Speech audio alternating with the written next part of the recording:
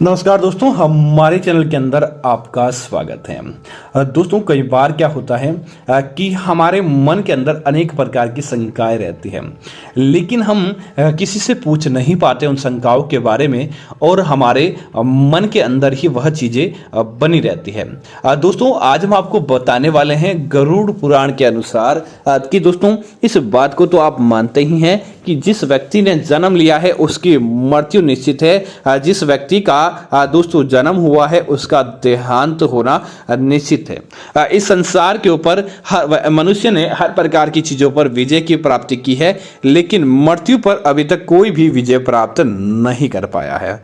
अगर भगवान ने प्राण दिए हैं तो हमारे प्राण भी भगवान लेकर हमें नया जन्म देने का कार्य करते हैं। लेकिन दोस्तों, इस बात का आपको ध्यान होना चाहिए कि भगवान श्री गरुड़ पुराण के अनुसार आप कभी भी किसी मर्त व्यक्ति की इन चीजों का उपयोग नहीं करें, अन्यथा दोस्तों आपको कंगाली का सामना करना पड़ता है। उस मृत व्यक्ति को मोक्ष की प्राप्ति नहीं होती और वह मृत व्यक्ति आपके आसपास ही बहुत दुखद अवस्था के अंदर भटकता रहता है। इसीलिए मृत व्यक्ति की इन चीजों का उपयोग आपको नहीं करना चाहिए।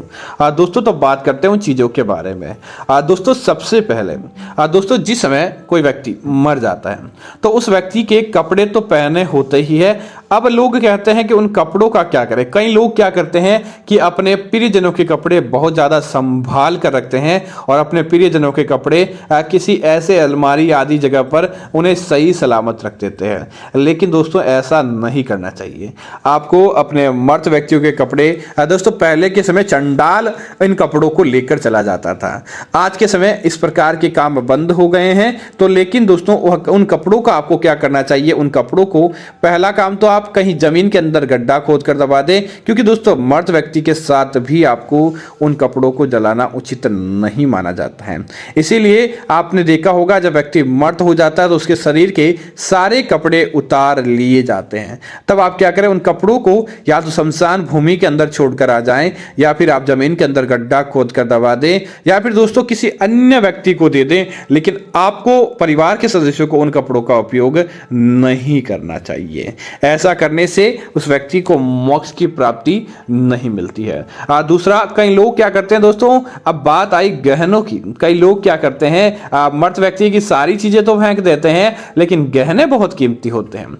उन चीजों को वह व्यक्ति नहीं फेंकते हैं, उन चीजों को वह संभाल कर रखते हैं, क्योंकि वह कीमती चीज है। दोस्तों यह बात सत्य है और लोग करते भी हैं।